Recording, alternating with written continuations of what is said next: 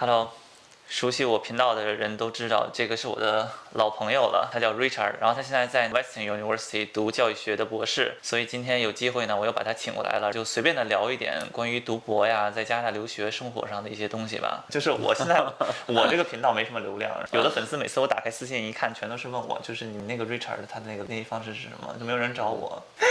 我觉得我以后做你经纪人算了。就大部分粉丝找你的话，还是想问你在加拿大留学的事情，还有像是什么，比如说最近好像比较常问到的一个问题，就是说在加拿大当老师的话需要什么条件？不是读一个研就能当老师了，对吧？对，很多中国的留学生来到加拿大之前呢，可能在中国做过老师，有过教师证或者没有教师证，在一些培训机构当老师。大家可能都有一个教育的梦想吧，然后想在加拿大也当老师。但是加拿大的这个教育体系是这样的，研究生和研究生以上跟你去学校教书其实并没有直接的关系，它更多偏的是研究上的一些东西。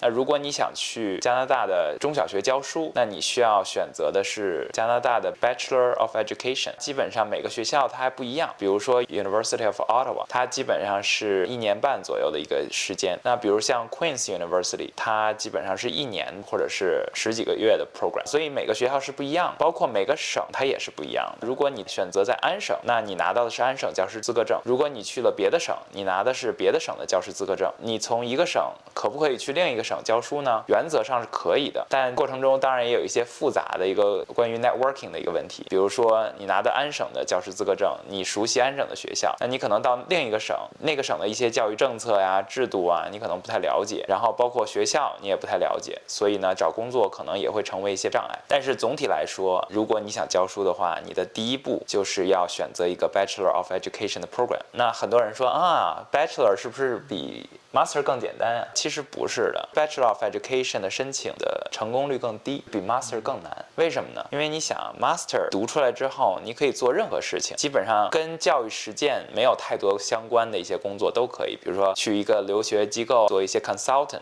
或者去一些学校做一些秘书之类的，这样或者行政管理的一些工作，其实跟实际教书没有太多关系。但是你想，你如果做一个英文的语文老师，那对于你自己的要求，其实你要了解文化，你用英语去讲授语法的这个能力，它对于英语的要求其实还是挺高的。我们举 Master of Teaching 这个专业，它是加拿大唯一一个 Master 的 degree 授予教师资格证的一个 program， 它是唯一一个，就是你毕了业之后，你拿一个 Master degree， 拿一个 Teacher Certificate。这点很重要，就是加拿大你当老师你必须得有那个教师资格证。对，就是基本上 Master of Teaching 在多大的这个项目啊，国际生一般超不过3个人这样的一个比例。但是如果你说其他的 Master 的，像我读的之前的那些 Master， 那基本上我觉得有1/3国际生吧。这个让我联想到另外一个经常被问到的问题，就是读教育的就业问题。其实咱们之前视频很多次讲过了，就是在加拿大读教育，其实就业的机会不是特别的多，但是还是有很多人问。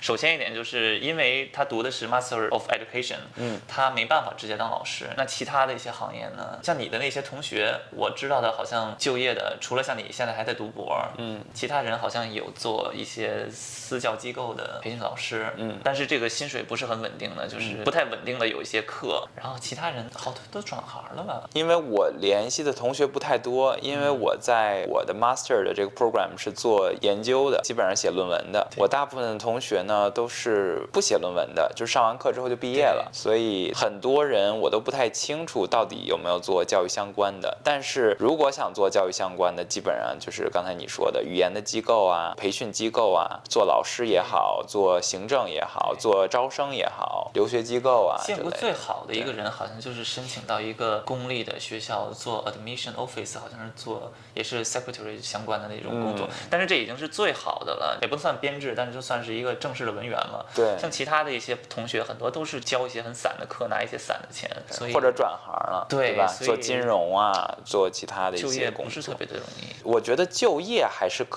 只是单纯找工作，你拿 Master 的这个学历应该也能找着。但是你要说找到一个自己喜欢的、薪水高的又稳定的这样的一个理想工作，我觉得不容易。就是说能活着，但是活得好不好就看个人。然后刚才说到 Bachelor of Education，就是当老师，别的省我不太清楚，安省的老师，比如说一个工作大概7、8年的老师，你知道薪水是多少？我随便猜一下啊。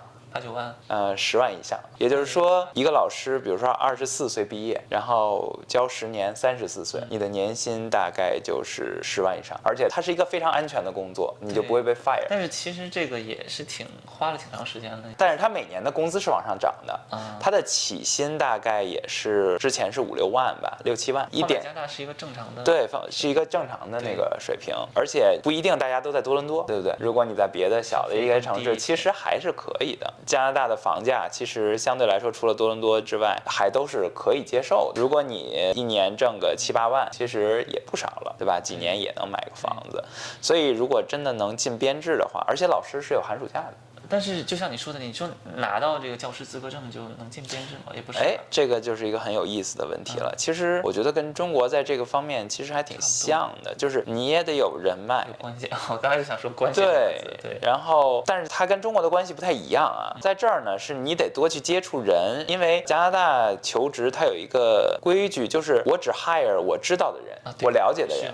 那什么叫我了解的人呢？就是我没给你工作过，你怎么了解我呢？它就像一个鸡生蛋，蛋生鸡的这个问题。我有一个朋友，他学 nurse 的嘛，然后他也是就是加班，然后在那个医院里，他说他就是为了保证能让这个医院里的这个人对自己足够了解，这样的话以后毕业之后有可能能留在这个医院，或者留在这个同城市里的其他医院。对，所以其实能不能找到这样的工作，真的是看个人的这个能力。然后有很多人找到了，我知道有很多人进了公立学校当老师，然后也过得还挺好的吧，然后有寒暑假呀什么的，比较稳定。而且加拿大如果你进编制，它的福利是非常好的，比如说请假呀什么的，没有人会拦着你。然后有很多的 substitute teacher 就代课老师会去帮你顶课，所以你不需要担心说我请假了这个班没人教怎么办呀？就是完全不会有这样一个问题。这个老师基本上拿到教师资格证，最好的情况就是直接进编制，但是这样的情况太少了，在安省基本上他们会经历一个先当 substitute teacher， 就是满多伦多跑，可能是这样的，哪个学校需要你就去哪儿，但是这也是你 networking 的一个机会嘛，类似于合同工那种感觉。不是，这还不是合同工。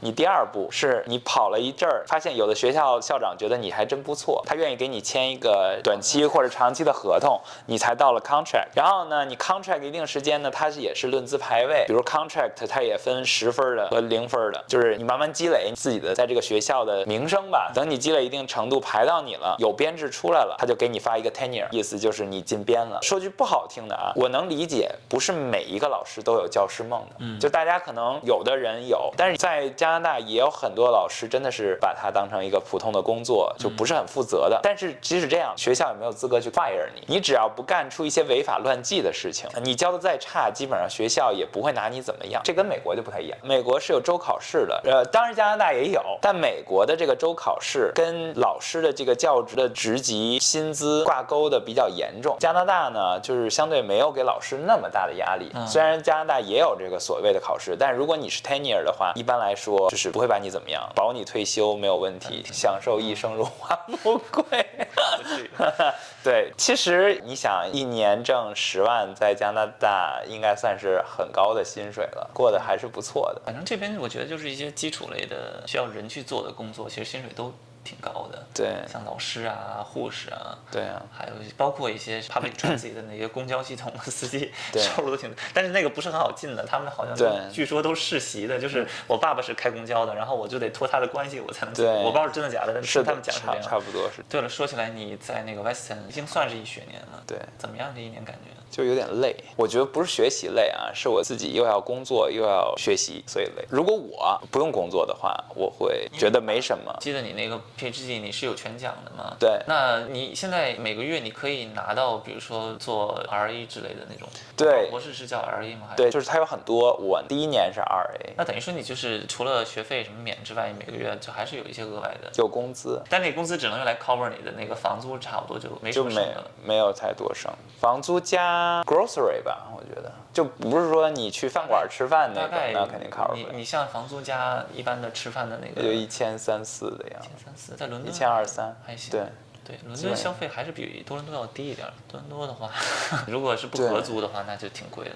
对，要是多伦多的话，如果去多大，工资也高啊，那是因为多大有钱吗？加拿大的学校其实教育水平高的还是挺多的，但是并不都像多大似的那么贵，你知道吗？多大我觉得我当初有一个视频，就是我跟一个多大的学妹在一起录的一个多大的视频，然后那个视频发出来之后，我收到好多评论，全都是什么多大快跑，别来。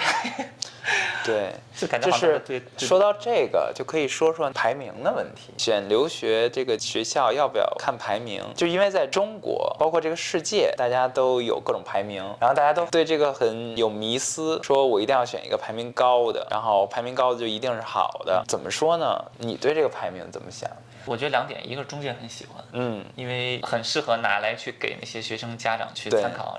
但是排名呢，我觉得它最主要的意义还是帮助你知道有什么学校，因为能上排名前面的学校，毕竟它肯定就还算是不错的学校。对。但是这学校具体好在哪儿，排名是不是稍微低一点点的学校它就不好，这个就不一定。我们一定要考虑它是根据什么排的名。对，它是不是因为本科教育好，所以它排的名，还是说它因为一些其他的方面排的名？比如说有的排名它是根据这个学校的 research 的能力去排名的。那 research 的能力好，是不是就代表他的本科教育好？其实不是的，不是这个人研究好，是一个科学家，他就教学好。我们一定要知道这一点。这个人教学好不好，一定是他对这个学生 care 不 care， 他有没有这样的一些精力花在教学上。那比如说像多大这样的学校，它是一个 research intensive 的 school。简单来说，老师是有很多的研究压力的。那这些研究压力会决定他们的职级评估，包括他们的这个 tenure track 的审核，也就是他们能不能评为终身教职。所以呢，这些老师会拼了命的去为了这个东西去做研究。当然，教学也是评估之一，但是教学相对简单，主要这个老师不是一个很恶劣的老师，基本上大家的评分都是差不多的。所以基本上教学不会成为这个教授的绊脚石，反而是研究发表数量会成为一个很大的压力。所以在这种情况下呢，很多在多大的老师呢，基本上他们就会把精力投入到研究上。很多的老师其实教学能力并没有很强，而且还有一个问题就是，像多大这样的学校，它的本科班级容量是非常大的，就是一个大教室有上百个学生那种大阶梯教室，那教授可能上一年都不知道你是谁。然后反而是很多学校，比如说像 Western， 我知道它的 King's College 这个学院呢，他们都是小班教学，基本上教授都知道每一个学生的名字和这个学习的情况，所以他会有地方式的去给你一些 support。 所以我觉得这个就是说，你希望经历一个什么样的教育，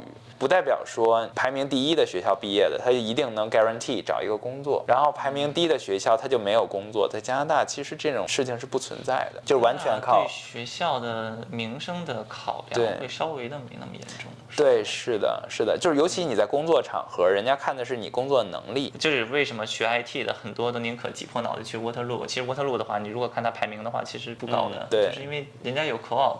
对，你毕业之后就帮助你也不说安排工作吧，但是就能够让你更高几率的找到工作。是的，国内对于排名的这个迷思，是因为国内的教育是更好的大学会等于更好的工作，但在国外不是这样的。如果未来要在国外发展的情况下，还是要看专业，还是要看这个学校的就业率，这个教授的一些评价、口碑等等的。比如说加拿大有很多 teaching school， 比如说像 Brock University，就听起来可能说没有排名那么高啊，这种学校其实反而他的老师更多的精力是在教学上的。比如我们再举一个例子 ，University of Prince Edward Island， 大家会觉得这是哪个18线的学校啊，对吧？都没听过，大家会有一个误解说，那肯定 UPEI 的教授肯定没有多大的教授好，真的不是这样的。你别看它是一个18线没有名的学校，但教授都是名校毕业的，都是像多大呀，像美国的，甚至有 MIT 的教授毕业的。像我们认识那个 UPI 的教授，他还是在清华，然后还教过几年的书。对，都是牛校的毕业的人，而且那些教授他们没有研究的压力，就没有很多研究的压力，当然也有一些了，就没有特别多的研究压力。他们会把更多的心思花在怎么去把教学弄好，而且他们的班容量基本上都是50、60这样的。同样是一个教授教200个人和一个教授教50个人，如果教学能力是一样的情况下，那肯定是教50个人这样的效果好，对吧？越小的班容量肯定是越好的。那我们今天讲的这些呢，其实更多的是出于你作为一个博士对于想要来加拿大求学的人的这样的一个建议和考量。但是其实也有很多人，就是他们来加拿大读书是纯粹就是为了像是移民呐、找工作什么的。对于这部分的人呢，可能以后找个时间专门聊一下这个话题。那如果大家还有什么其他的问题的话，也可以就是给我，或者如果你知道 Richard 他的社交媒体账号的话，直接给他发私信也可以。不过你是比较忙，估计可能没有那么多时间在这个 social media 上面，可能回复会比较慢。那就下次再见吧，拜拜。